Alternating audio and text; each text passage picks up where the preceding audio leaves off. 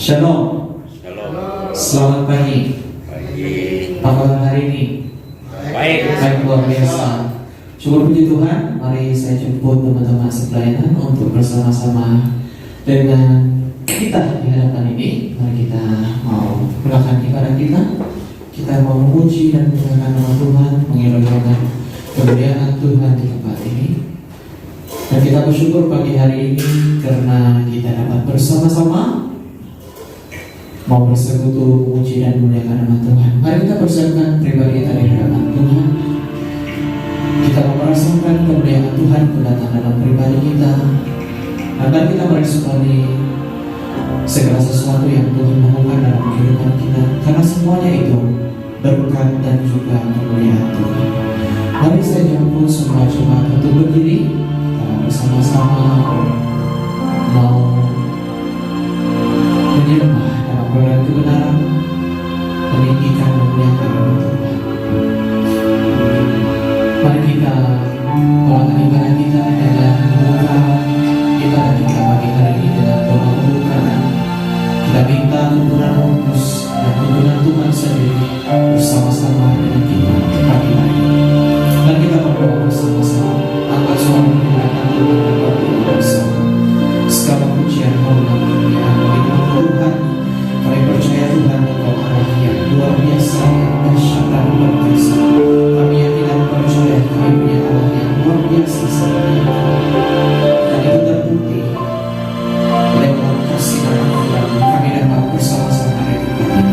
Kami tahu Tuhan bukan kuat dan gagahnya kami dapat bersama-sama hari ini.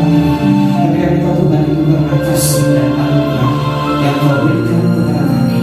Kami bersyukur Tuhan untuk segala sesuatu yang kami terima, segala sesuatu yang kami dapat, segala sesuatu yang kami alami, yang baik maupun yang kurang baik. Kami percaya itu semua kemenangan daripada Tuhan sendiri. Itu yang memampukan kami kepada Tuhan sendiri. Tuhan, saat ini kami datang dalam hadirat-Mu, bersyukur di bawah ibu Tuhan. Mohon pengudusan dan penyucian, pentahiran, sucikan dan kuduskan kami setiap pribadi lepas pribadi.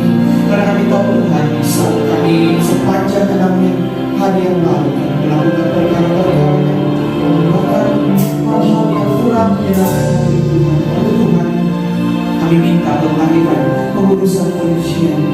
Kami tahu Tuhan, dosa itu menghambat kami, apalagi mengganggu konsentrasi kami untuk mendekat, menyembah dan memuji nama Tuhan. Dan kami berdoa Tuhan, lewat pujian dan penyembahan, mereka yang merasakan kegelisahan akan diberikan ketenangan. Mereka yang merasakan beban berat Tuhan, mereka akan dilegakan. Mereka yang sakit juga Tuhan akan disembuhkan. Dan kami berdoa Tuhan, lewat pujian dan penyembahan, bukan sekadar jemaat yang ada di gedung gereja ini diberkati, tapi kami percaya Tuhan, lewat pujian dan penyembahan ini, mereka yang ada di sekeliling gedung gereja ini, mereka juga akan merasakan hadirat Tuhan. Mereka akan dijaga oleh kuasa Tuhan. Kami yakin dan percaya. Dan saat ini Tuhan, kami minta layanan Tuhan sendiri yang ada di tempat ini, malaikat pujian dan penyembahan berkemah dan berkeliling di kawasan ini. Dan kami istiharkan ruangan dan tempat ini adalah penuh dengan kemuliaan nama Tuhan. Di dalam nama Tuhan Yesus, api kemuliaan Tuhan ada di tempat ini. Haleluya.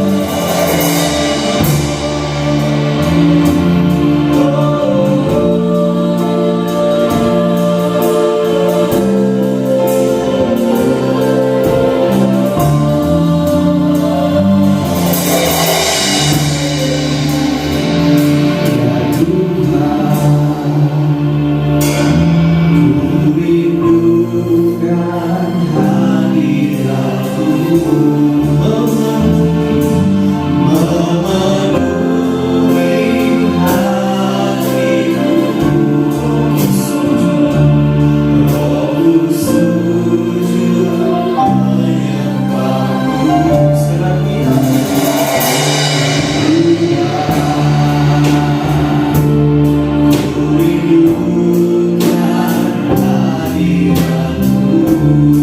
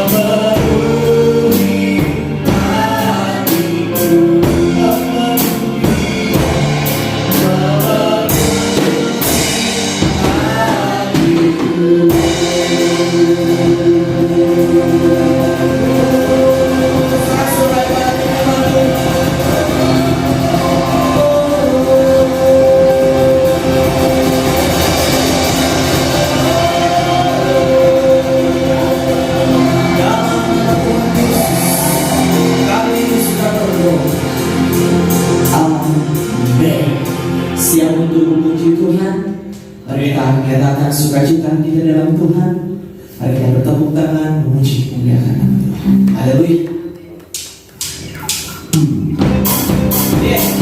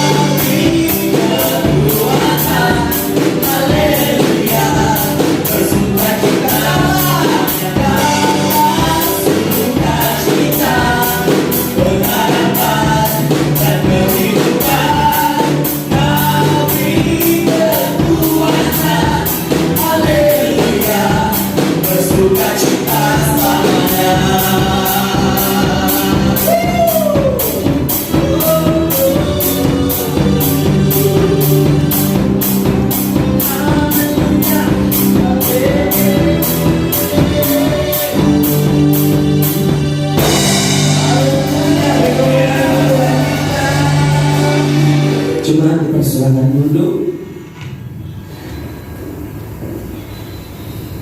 Sebelum kita mendengarkan firman Tuhan, mari kita persiapkan kembali kita di hadapan kita menginginkan hati kita menjadi hati yang mau menerima akan sabda firman Tuhan. Hati kita menjadi dana yang bening. Pada saat Tuhan berfirman, hati kita itu akan menjadi sumur berkah di hadapan Tuhan. Mari kita akan lakukan sebagai tanda untuk kita persiapkan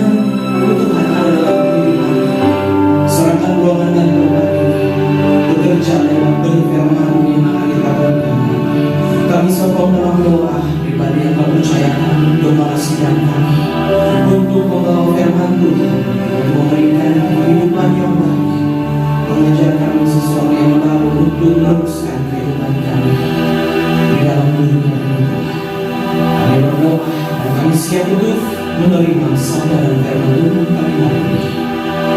Dalam nama Yesus kami sudah berdoa. Amin. Terima kasih. Dipersilakan kita bersidang untuk menyampaikan firman Tuhan.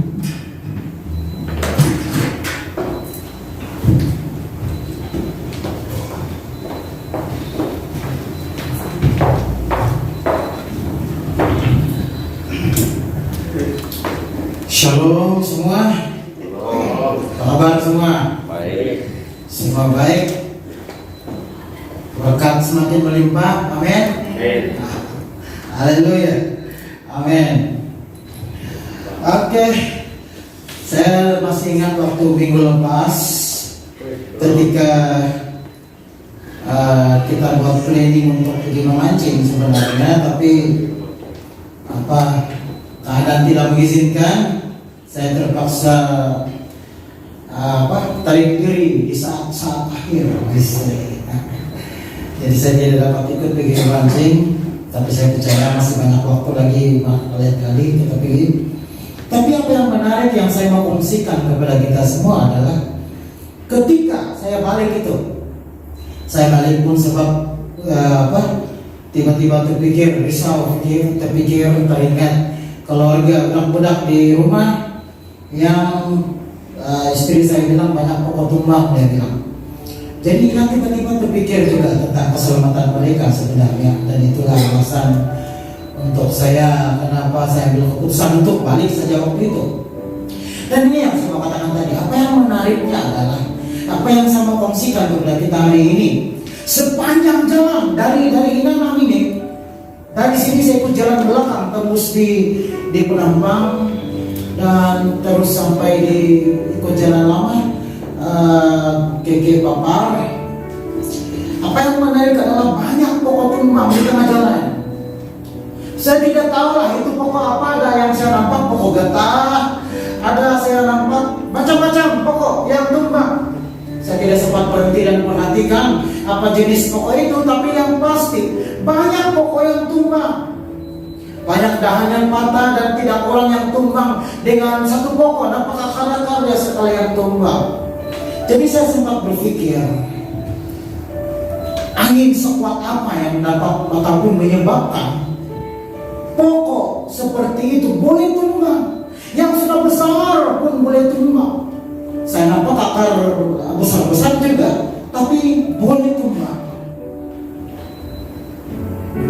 Tapi satu yang pasti yang saya dapat simpulkan di sini adalah kekuatan pokok itu tidak dapat bertahan apabila angin yang kuat.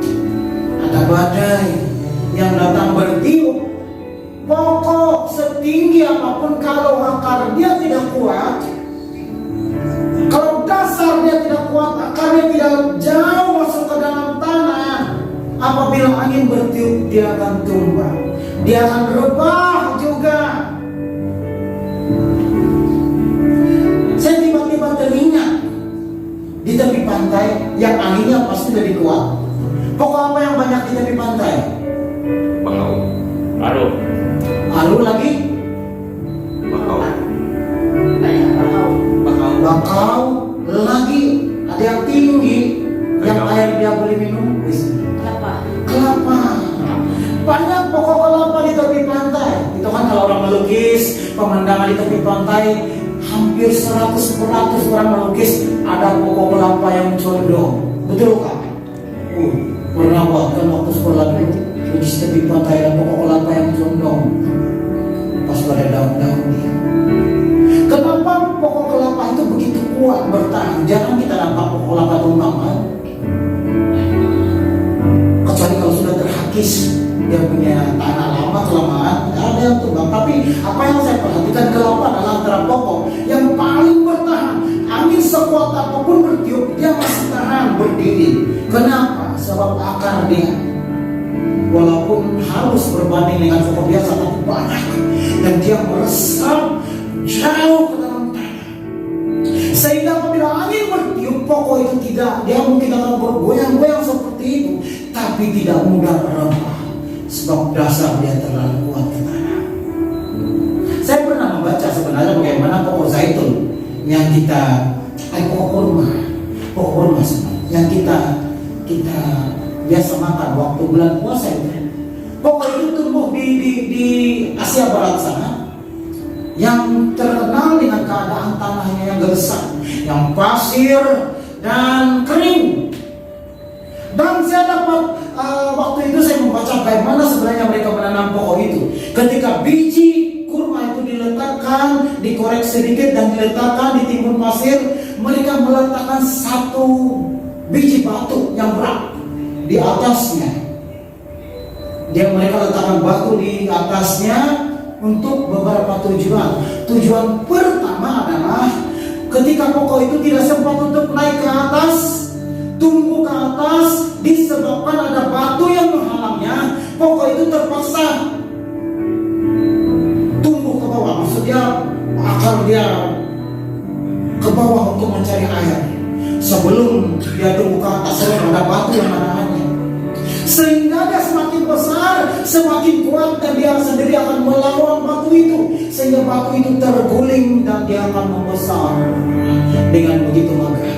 Yang kedua, kenapa dibuat seperti itu adalah ketika ada batu besar menutup ataupun menghimpit biji kurma itu, walaupun angin bertiup, kawasan itu tidak akan berubah sebab ada batu yang akan menambah berat. Jadi kawasan lain mungkin akan pelan-pelan terhapus, tapi kawasan itu akan tetap bertahan sebab dia sudah batu itu berfungsi sebagai kompakter sehingga dia tidak mudah untuk diterbangkan lagi. Jadi itu memaksa kurma itu berakar jauh ke dalam, sehingga kurma menjadi salah satu pokok yang sangat kuat. Walaupun ditiup angin, walaupun ada badai ribut pasir, dia akan tetap bertahan. Bapak Ibu, dalam hidup kita, satu hal yang sangat-sangat penting adalah tentang dasar kehidupan. Hari ini saya ingin mengajak kita semua untuk belajar sesuatu yang sangat penting, yaitu tentang dasar yang teguh. Dasar kehidupan, dan saat itu harus sesuatu yang teguh. Apakah dasar yang teguh itu? Mari kita baca firman Tuhan di dalam Matius 7 ayat 24 sampai ayat yang ke-27. Di dalam Matius pasal yang ke-27, pasal yang ke-7 ayat yang ke-24. Pasal 7 ayat yang ke-24 sampai ayat yang ke-27. Ini berbicara tentang dua macam dasar. Ini firman Tuhan yang sudah sangat biasa kita dengar, tapi hari ini saya harap kita dapat belajar sesuatu. Ayat yang ke-24, setiap orang yang mendengar perkataanku ini dan melakukannya, ia sama dengan orang yang bijaksana. Saya ulang, setiap orang yang mendengar perkataanku ini dan melakukannya, tidak cukup mendengar, tapi yang benar-benar melakukannya, apa kata firman Tuhan? Ia sama dengan orang yang bijaksana, yang mendirikan rumahnya di atas batu. Mendirikan rumah di atas batu. Ayat yang ke-25. Kemudian turunlah hujan dan tetaplah banjir, lalu angin melanda rumah itu. Bukan cuma hujan, banjir dan juga angin melanda rumah itu, tetapi rumah itu tidak roboh sebab didirikan di atas batu, yang mana batu itu adalah satu dasar yang kuat. Ayat yang ke-26. Tetapi setiap orang yang mendengar perkataanku ini dan tidak melakukannya, ia sama dengan orang yang bodoh yang mendirikan rumahnya di atas pasir. Kemudian turunlah hujan dan datanglah banjir, lalu angin melanda sehingga rubuhlah rumah itu dan hebatlah kerusakannya. Firman Tuhan ini memberikan perumpamaan tentang dua macam dasar. Ketika mendengar firman Tuhan dan yang mendengar dan yang melakukannya, firman Tuhan mengumpamakan dia sama dengan orang yang bijaksana, yang membuat rumah, mendirikan rumah di atas batu. Batu itu sendiri berbicara tentang satu dasar yang sungguh kuat. Saya percaya tidak ada orang yang membuat rumah di tempat yang berpasir, di tempat rumah yang tanahnya gambut, tanahnya tidak kuat, tidak kokoh. Kebanyakan orang kalau buat rumah, mereka akan buat beam dulu di bawah itu. Mereka akan semen, taruh dawai besi di dalam semen itu sehingga tiangnya akan menjadi kuat, rumah itu akan menjadi kuat, sehingga walaupun tanah itu mungkin mengalami penyusutan, rumah itu tidak akan terbelah. Sebab kadang-kadang kita dapat melihat rumah yang tidak kuat, yang foundationnya, yang dasarnya tidak kuat, fondasinya tidak kuat. Ketika tanah tempat dia membuat rumah itu mengalami yang nama dia penyusutan, rumah itu akan turut mengalami keretakan. Kan kita pernah lihat itu kan, rumah itu retak, tiba-tiba di tengah-tengah retak, ada macam terbelah di tengah-tengah, lalu lantai juga terbelah. Itu kalau dasarnya tidak kuat. Mungkin timbullah nanti apabila orang yang melihat itu, timbullah berbagai persepsi. Pastinya orang, oh ini rasuah ini, orang tidak kasih keluar itu peruntukan untuk buat ini rumah, tidak kasih keluar habis. Sedikit orang kasih masuk pocket, orang kita itu biasa menjadi orang tiba-tiba menjadi penyiasat persendirian yang luar biasa. Kebanyakan di antara kita apabila melihat perkara-perkara seperti itu. Tapi kenyataannya begitu. Maksud saya, ketika dasar untuk kita membuat rumah itu tidak kuat, pasti akan mengalami masalah di masa akan datang. Sesuai dengan firman Tuhan ini, ketika kita membuat rumah atau dasar yang tidak kokoh di tanah yang berpasir kata firman Tuhan, lalu datanglah hujan, lalu datanglah banjir, datanglah angin, dan itu tidak akan bertahan lama. Bapak Ibu, apapun, dengar baik, apapun yang kita buat dalam kehidupan kita, kalau kita tidak memiliki dasar yang kuat, itu tidak akan bertahan lama. Kalau kita tidak punya dasar yang jelas, kenapa kita harus bekerja di satu-satu tempat, kemungkinan besar kita tidak akan bertahan di tempat itu. Kalau dasar kita tidak kuat untuk membentuk satu community yang kuat, yang kita harapkan community yang mungkin berdampak, ketika ada datang badai, cobaan sedikit, hancurlah dia. Keluarga yang tidak punya dasar yang kuat akan mengalami penghujung yang kurang baik juga. Gereja yang dasarnya tidak kuat, ketika kita berhadapan dengan satu hal yang badai, satu hal yang menggoncang masalah, kita pasti akan mengalami tamparan yang hebat. Semuanya, bukan cuma rumah. Ketika kita mendirikan sesuatu dengan dasar yang tidak kuat, pasti akan mengalami sesuatu yang namanya kehancuran. Kenapa ramai orang gagal dalam iman kekristenannya? Yang satu waktu kehilangan kelihatan begitu gah melayani, hebat di mimbar, bukan saja mungkin bermain musik, bukan saja mungkin memimpin pujian, malah berkhotbah, mungkin dipakai Tuhan untuk melakukan mujizat-mujizat tertentu.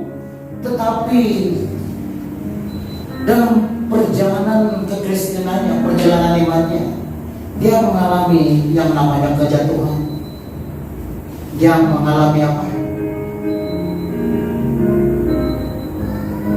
Kejatuhan iman di tengah jalan.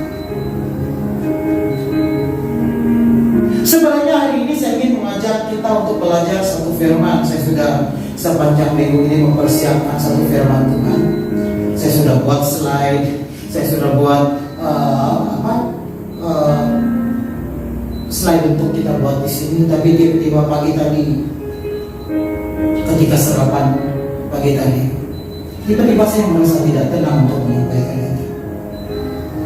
Apa yang kuat dalam hati saya berkata hari ini, sampaikan tentang dasar yang teguh. Dan saya telah coba mempersiapkan firman Tuhan tentang dasar itu. Mungkin hari ini bukan mau berbicara pada saya secara pribadi, tetapi juga kepada kita semua hari ini. Amin. Hari ini mari kita benar-benar menanggapi sesuatu tentang dasar yang teguh. Firman Tuhan berkata, ketika kita mendirikan rumah, tidak kira rumah di atas batu kah? rumah di atas pasir kah? Apa yang pasti di sini bersamaan yang Tuhan sampaikan dari firman Tuhan adalah dua-dua dilanda hujan, dua-dua dilanda banjir, dua-dua dilanda angin. 3 jenis hujan, banjir, dan angin. Apapun bentuk, mungkin berbeza bentuk, tapi dia adalah sesuatu yang mungkin menguji ketahanan dasar kita itu tadi. Jangan katakan hujan itu masalah badai dan sebagainya. Hujan itu bisa dapat kita artikan sebagai mewakili berkat sebenarnya.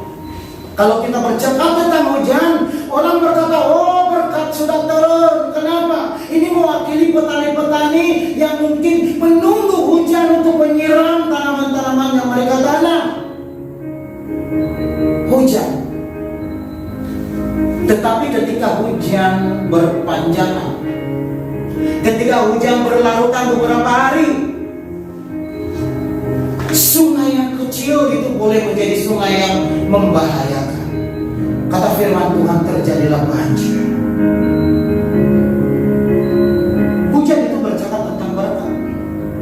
Tetapi kalau terlalu banyak berkat, kita selalu berdoa, Tuhan berkatilah kami, berkatilah kami, berkatilah kami. Tetapi ketika benar-benar kita ini dikelabui yang namanya berkat, sehingga kita benar-benar mencintai berkat, mengejar-ngejar berkat dengan baik, itu bukan jaminan sebenarnya untuk kita tetap bertahan dalam iman, termasuk pelayanan.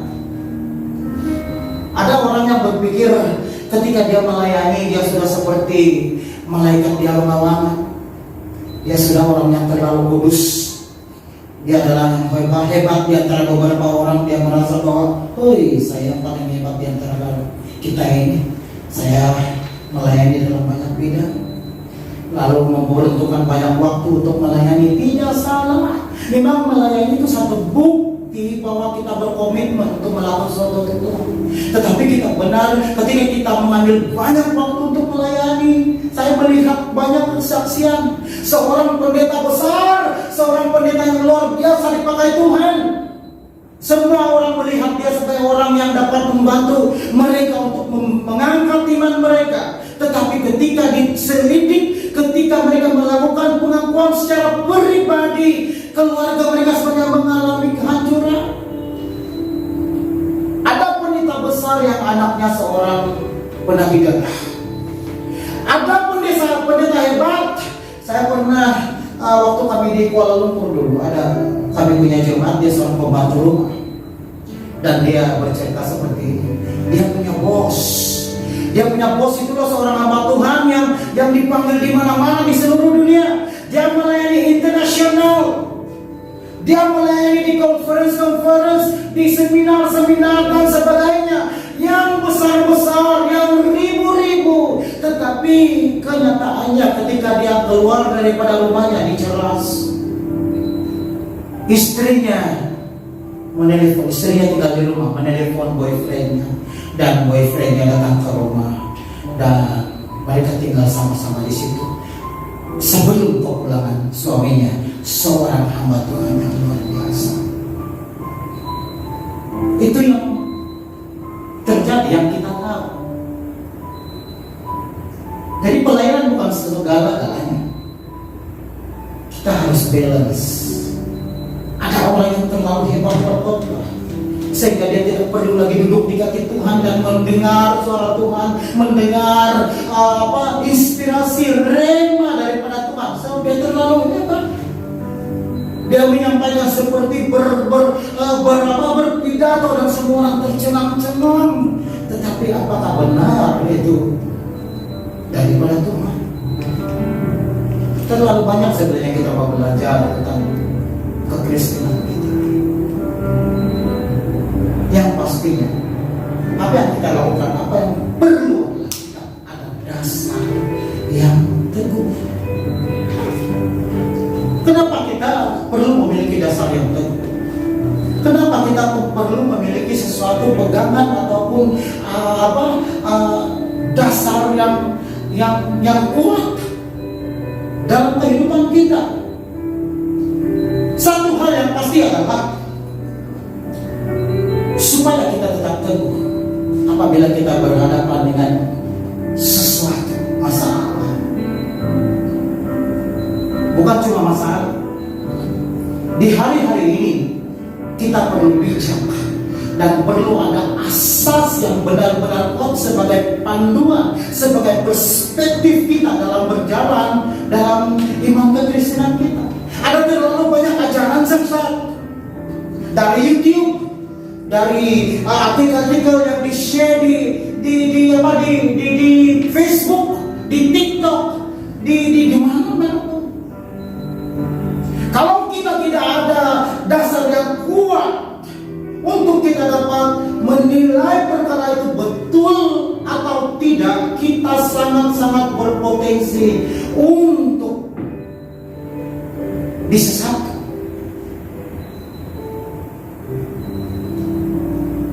Ada terlalu banyak pengaruh negatif di sekitar kita yang secara tidak sadar kita akan membuat kita itu semakin jauh, semakin jauh, semakin jauh daripada Tuhan. Disebabkan itu kita perlu dasar yang sangat untuk kita dapat menilai semua itu, mana yang baik, mana yang tidak. Dasar yang teguh juga dapat membantu kita ketika kita berhadapan dengan banyak godaan-godaan di sekeliling kita.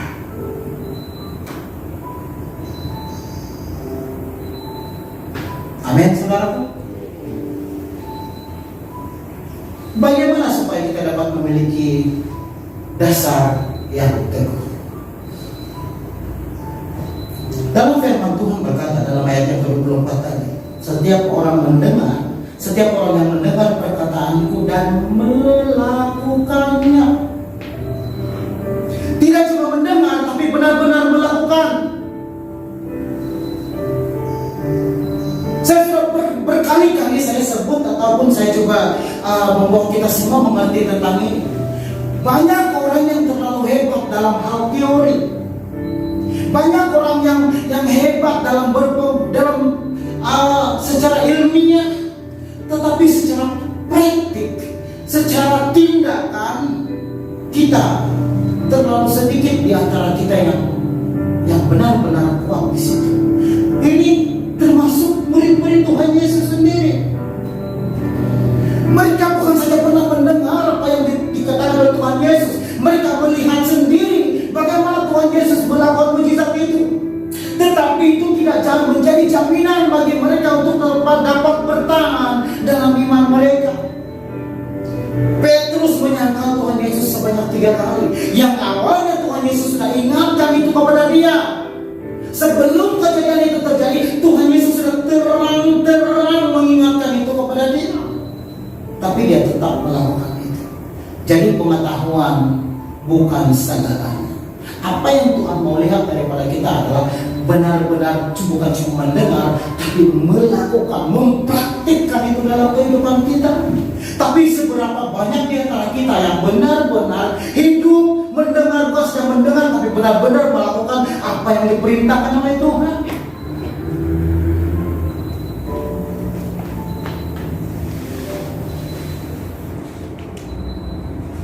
Yang kedua, kita harus memiliki quality sebagai seorang pengikut Tuhan yang setia. Apa yang saya mau katakan adalah ketaatan, kesetiaan itu sangat penting dalam hidup kita. Amin. Dan seterusnya adalah konsistensi. Konsisten, kita harus tetap melakukan itu dan jangan berputus asa. Apapun yang kita hadapi, jangan pernah goyah. Tetap konsisten, tetap kuat untuk melakukan itu. Dan kalau kita berhasil untuk melakukan itu dengan baik, Anda sedang mendirikan rumah di atas batu. Yang walaupun hujan, walaupun banjir, walaupun angin datang, kita tidak akan goyah. Kenapa hujan? Kenapa banjir? Kenapa angin? Itu 3 jenis tantangan badai yang tidak sama. Hujan itu sesuatu yang pada awalnya kita bersorak-sorai untuk menerimanya, tetapi tidak sadar satu waktu lama, semakin lama hujan semakin lama itu akan menghanyutkan kita. Berapa banyak perkara seperti itu terjadi dalam kehidupan kita, yang pada mulanya kita pikir itu tidak serius, tidak apa-apa, sikit-sikit, tidak apa-apa, sikit-sikit sajalah, tidak apa. Tuhan mengerti lah itu sikit-sikit, lama-lama jadi oke, ya. Otai masih berbisa. Lama-lama menjadi bukit. Kita harus bijak untuk memperhatikan ini. Dan paling syok adalah angin. Ada cerita tentang monyet. Si monyet ini dia tidak terlalu dewasa, tidak terlalu kecil. Lalu monyet itu memanjat pokok dan sampai di puncak yang paling tinggi. Monyet itu melihat keadaan sekeliling dan dia berdiam di situ, duduk di dahan di atas pokok itu dan diam. Lalu tiba-tiba ada dua jenis angin yang berjumpa, angin barat dan angin timur. Angin barat ini berkata kepada angin timur, "Woi, angin barat, kau nampak itu monyet di atas kayu?" Itu angin barat bilang, "Nampak, kenapa?" "Mari kita bertanding," dia bilang angin timur. "Siapa yang dapat kasih jatuh itu anak monyet, dialah pemenang dia." "Boleh," dia bilang ke angin barat.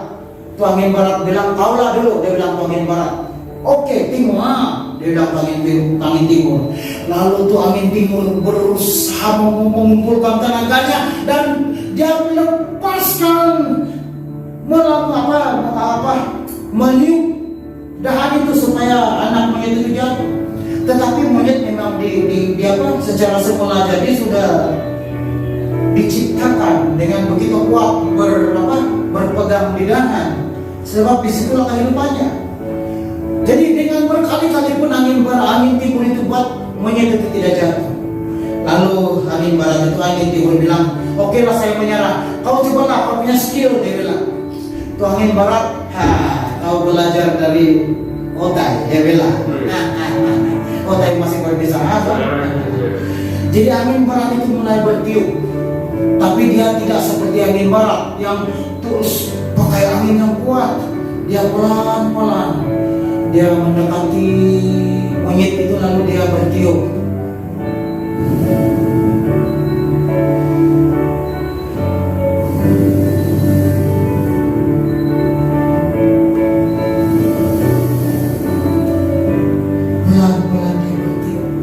Lalu anak monyet itu mula-mula dia pegang kuat, tapi dia rasa angin yang selesa, angin yang nyaman, yang siup-siup, yang sipui-sipui bekas sarungnya. Lalu dia mulai mengantuk. Lalu buk, jatuh, mati. Itu kelebihan angin. Angin ini pun sama. Ketika dia bertiup kuat, kita mungkin dapat bertahan. Tetapi ketika dia bertiup pelan-pelan, dengan pengaruh yang pelan-pelan, yang kita tidak nampak, yang kita tidak rasa, lama-kelamaan kita akan jatuh. Ketika kita mendirikan rumah di atas pasar dengan dasar yang tidak kuat, ketika kita berhadapan dengan cabaran hidup, pengaruh yang tidak baik, godaan-godaan iblis dengan tawaran-tawaran yang luar biasa, tanpa sadar ketika kita tidak memiliki dasar yang kuat, kita akan jatuh. Mengerti maksud saya? Apa yang Tuhan minta daripada kita adalah kita tetap kuat. Tidak peduli apa yang terjadi di sekitar kita. Tidak peduli apa yang sudah kita dengar, apa yang terjadi di sana. Tidak peduli apa yang terjadi di hadapan kita. Firman Tuhan berkata, ketika kita mendirikan rumah di atas batu, itu sedikit pun tidak mempengaruhi keadaan kita. Kita akan tetap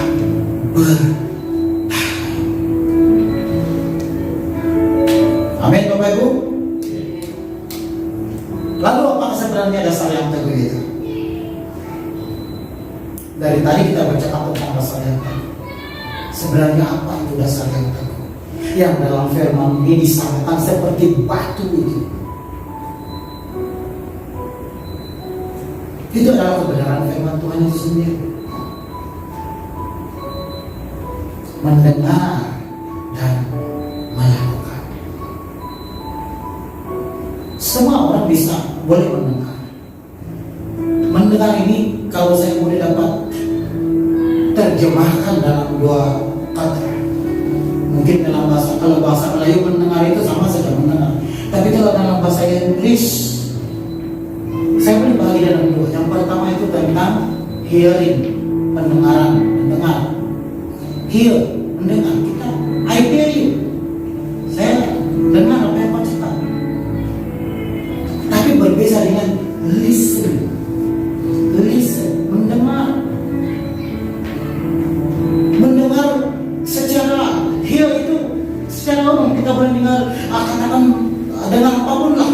Tapi kalau listen itu benar-benar fokus tentang sesuatu dan melakukan.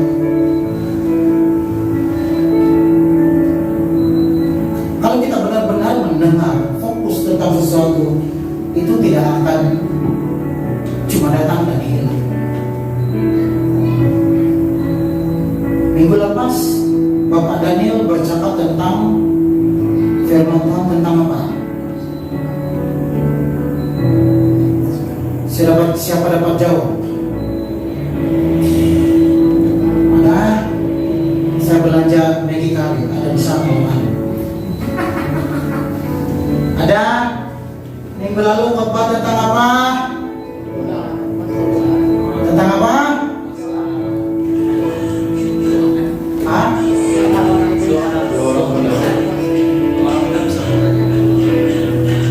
Doa?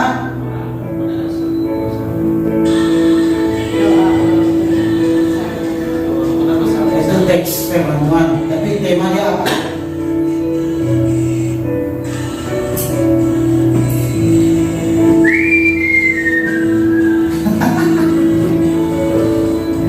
Coba biasakan ketika kalau dengar khotbah, buat catatan supaya khotbah itu dapat kita hafal, dapat kita dengar, baca, dan kita belajar dari situ. Sebab kalau tidak, firman Tuhan itu akan disampaikan. Sehebat apapun yang berkhotbah di depan ini, yang Tuhan pakai untuk menyampaikan firman Tuhan, itu hanya menjadi hiburan 45 menit saja. Kita akan begitu semangat, yes, 45 menit saja. Paling lama mungkin 1 jam kemudian. Lalu bilanglah, berapa banyak pengkhotbah hebat yang kita sudah dengar selama ini? Berapa banyak firman Tuhan yang sudah kita dengar? Saya suka bagi kuis. Mungkin bagus ya bagi kuis. Lain kali waktu dengar, waktu menyampaikan khotbah mungkin buat pemahaman tentang kuis. Kita suka buat kuis.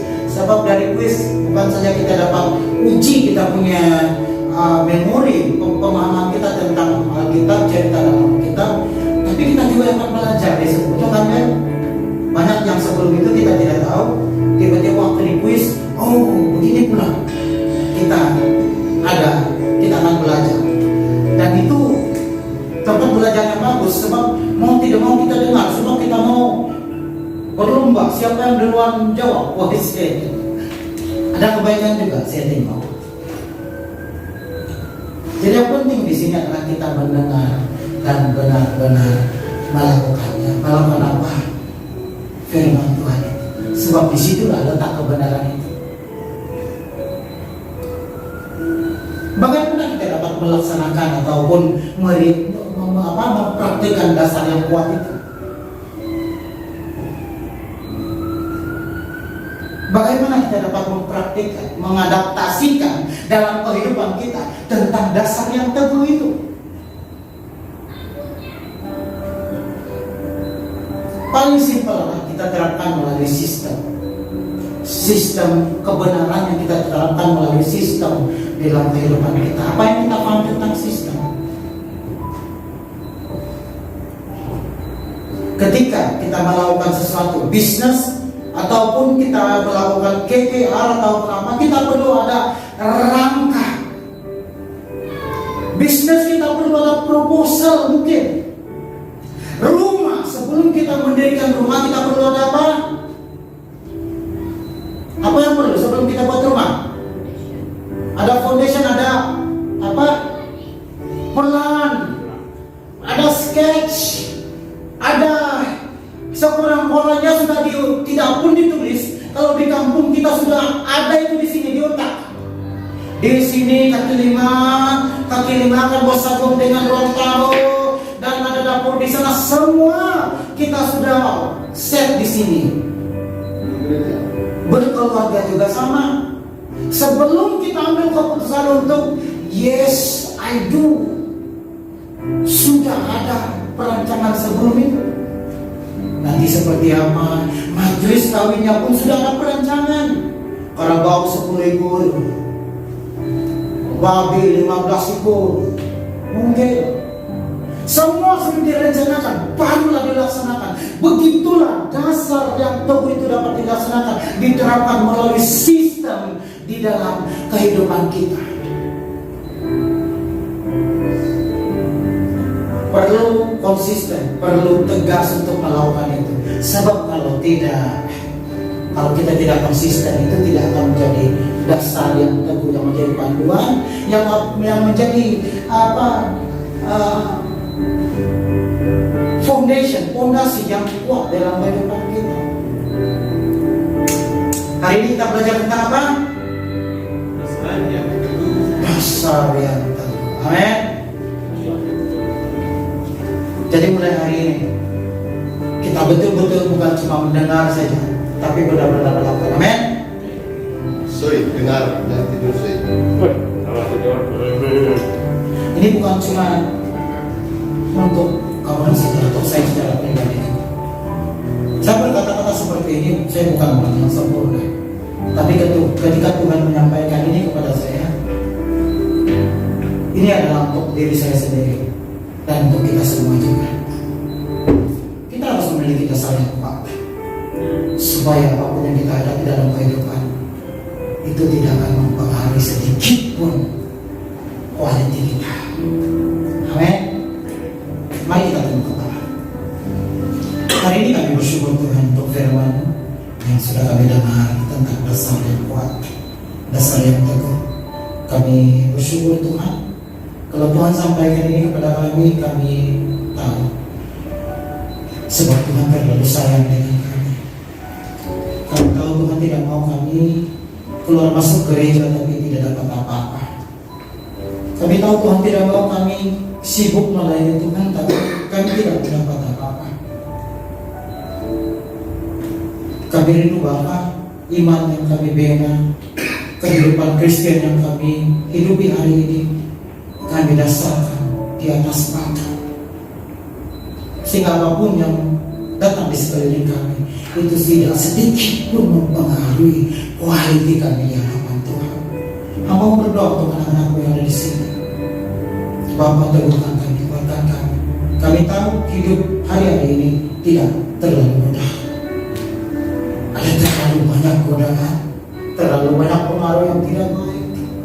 Ada banyak berita-berita yang mungkin kalau kami tanggapi dengan emosi dapat membuka situasi, posisi iman kami. Tapi hari ini kami berserah penuh kepada Tuhan. Mampukan kami Bapa, agar kami dapat melihat seperti yang Tuhan mau kami dapat melihat. Kami rindu dalam kecil apapun bahagian hidup kami, apapun yang kami rencanakan, apapun yang kami rancang, yang kami plan di masa akan datang, kami lakukan itu dengan sistem kebenaran yang Tuhan sudah ajar kepada kami melalui firman Tuhan, khotbah, apa yang kami dengar di YouTube, apa yang kami tengok di TikTok, di mana-mana. Sesuatu yang positif yang membentuk dasar iman kami yang teguh di hadapan Tuhan. Terima kasih Bapak. Sekali lagi kami berserah untuk gereja ini. Kami rindu walaupun gereja kami kecil, walaupun jemaat kami dapat dihitung dengan jari, tapi apa yang kami rindu adalah gereja ini didirikan dari dasar yang kuat.